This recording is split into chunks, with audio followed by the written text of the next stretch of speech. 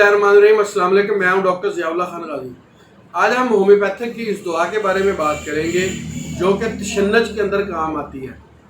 तशन्नुज एक ऐसा मर्ज़ है जिसमें मरीज़ का सारा जिस्म अकड़ जाता है और पीछे की तरफ मुड़ जाता है। इसमें मिर्गी के दौरे भी पड़ते हैं और ख़ास तौर पर साइकोटा जो ख़वातीन को अगर मिर्गी के दौरे पड़ते हों तो वहाँ पर बेहतरीन काम करती है।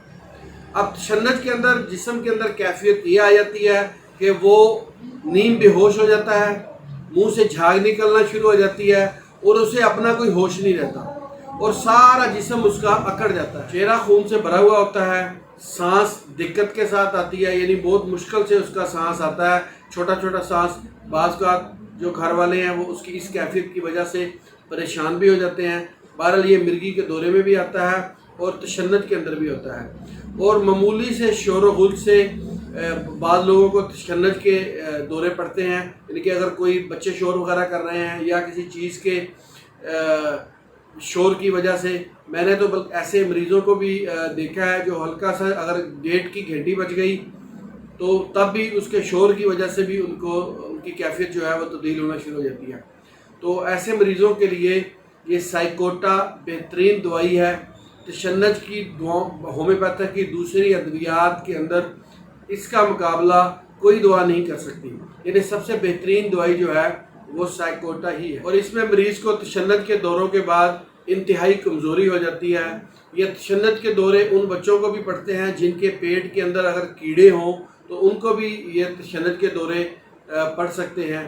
तो अगर पेट के कीड़ों में होम्योपैथिक की एक दूसरी दवा है साइना, अगर वो काम ना करे, उसकी वजह से पेट साफ़ ना हो, तो आप इसकी जगह पे साइकोटा को भी इस्तेमाल करवा सकते हैं। और यह तशन्नुज के दौरे बाद बच्चों को दांत निकालने के ज़माने में भी होते हैं जब इनके टीथ निकल रहे होते हैं, या अगर कोई हराम मग़ज़ के अंदर कोई चोट वगैरह लग गई हो।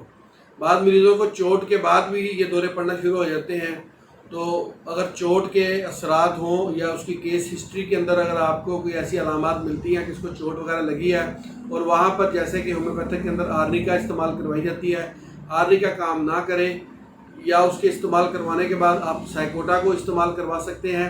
इससे उसके जो तशन्नुजी दौरे हैं वो बड़ी हद तक रुक जाते हैं। और ऐसे बच्चों में देखा गया है उनको कोयला या चाक या मिट्टी वगैरह खाने की आदत होती है।